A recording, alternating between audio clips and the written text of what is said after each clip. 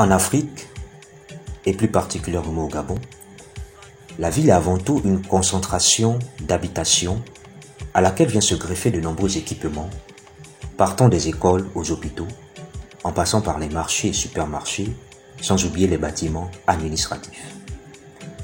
La ville africaine en général, et gabonaise en particulier, diffère de la ville occidentale qui semble mieux structurée et planifiée.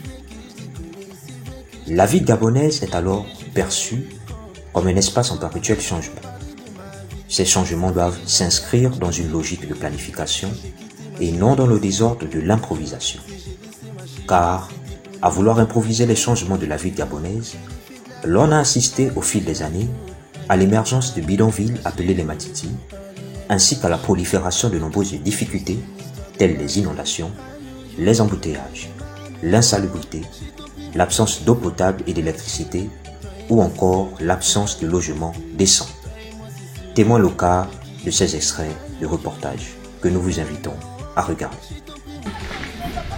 Ce terrain récemment défriché de sa mangrove est désormais inondable et en principe non constructible. Mais dans cette banlieue au nord de Libreville, c'est l'occasion de lancer de nouveaux chantiers, des chantiers dangereux qui ne respectent pas toujours les réglementations des zones naturelles semi-protégées. C'est révoltant parce que logiquement on ne devrait pas être dans une situation où des personnes construisent dans des endroits qui logiquement sont appelés à être inconstructibles. Tout simplement. Là, on a affaire à la situation de quelqu'un ou de plusieurs personnes qui construisent dans le domaine public. Le Gabon recèle à lui seul la moitié des mangroves du golfe de Guinée. Elles entourent une grande partie de la capitale. Les défenseurs de l'environnement s'inquiètent de cette déforestation. La mangrove constitue un écosystème essentiel contre la montée des eaux et pour la préservation de la faune marine. Elle est en train de disparaître à cause de l'urbanisation.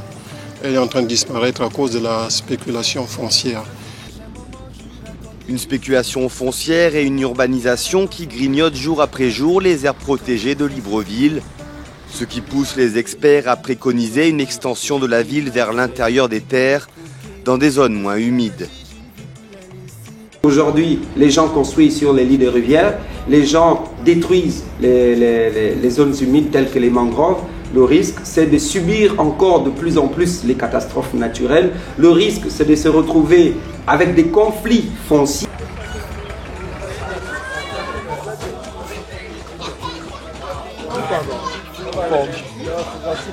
Vous voyez, tout dernièrement, ça fait des années passées, ils sont venus, ils ont fait ce qu'ils ont voulu faire dans notre route. Il n'y a pas de changement. En fait, on voulait juste, quand même si nous mettons les pavés, c'est une route secondaire. Ça fait mal. On a des vieillards ici, des gens du troisième âge et tout ça. Vous voyez, c'est sans compter des maisons qui sont... Sans compter les maisons. Et vous voyez, il y a des hautes tensions qui passent en dessous, sur les maisons. Vous voyez que c'est prudent. Hein? Pas prudent, je veux dire. Donc, en tout cas, continuez. Moi, je me prénomme Audrin. Et mon nom, c'est Nzambé. Mais je vous rassure, c'est gentil de ce que vous faites. Essayez d'aller un peu plus loin. Vous voyez, plus loin que votre nez.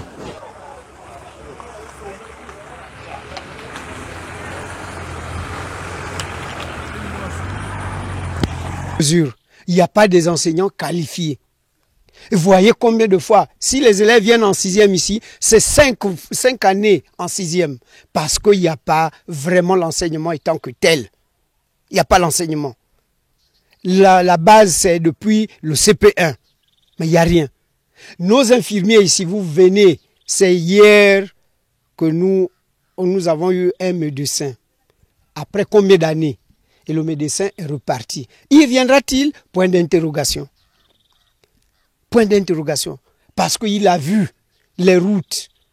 On affecte les enseignants. Mais un enseignant ne peut pas partir de Mimongo à Mukandi, à Boulembo, à pied. Parce que les voitures n'y accèdent plus.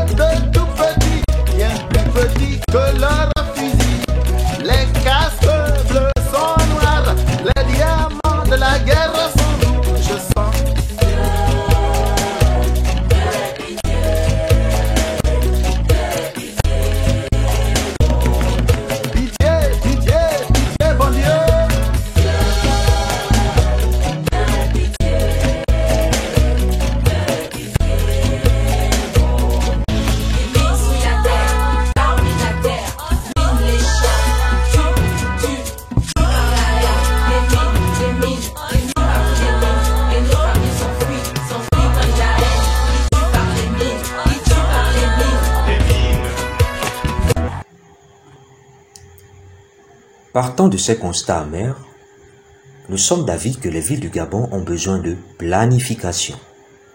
La planification consiste à planifier, programmer, préparer les aménagements utiles pour les villes. Qui doit planifier les villes et qui doit en concevoir les plans dans les moindres détails? Pour ceux qui ne le savent pas, les urbanistes sont ceux-là qui doivent planifier les villes. Qui sont donc les urbanistes et en quoi peuvent-ils être utiles pour le développement des villes du Gabon? Suivons les explications d'une professionnelle de l'urbanisme.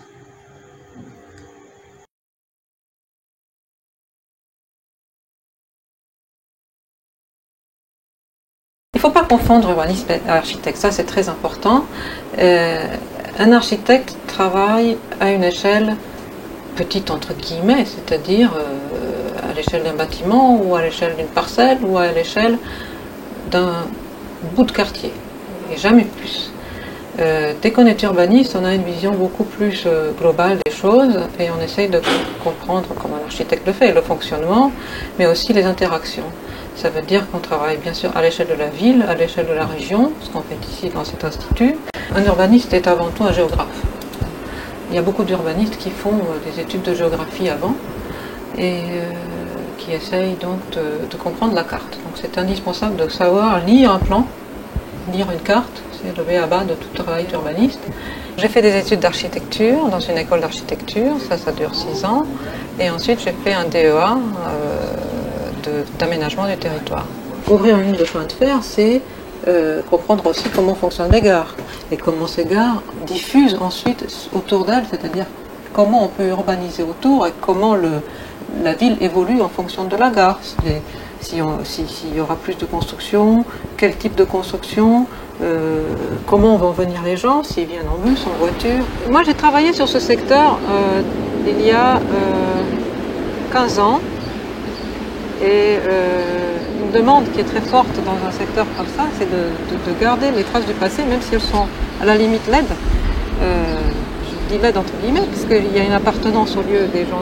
Alors, conserver ça, tout en laissant la place au développement, c'est un pari difficile à tenir, qu'on doit gérer au jour le jour. Et c'est vrai que le plaisir, notre plaisir à nous, c'est de voir que ces choses-là sont possibles. L'urbaniste est le concepteur de la ville. Il est aussi son médecin. Il dessine les plans de la ville dans les moindres détails, à main levée comme sur logiciel informatique.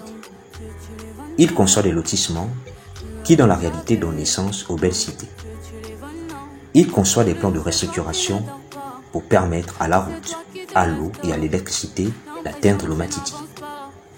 Il rédige des schémas directeurs d'urbanisme qui sont des documents qui planifient le développement de la ville sur de longues années.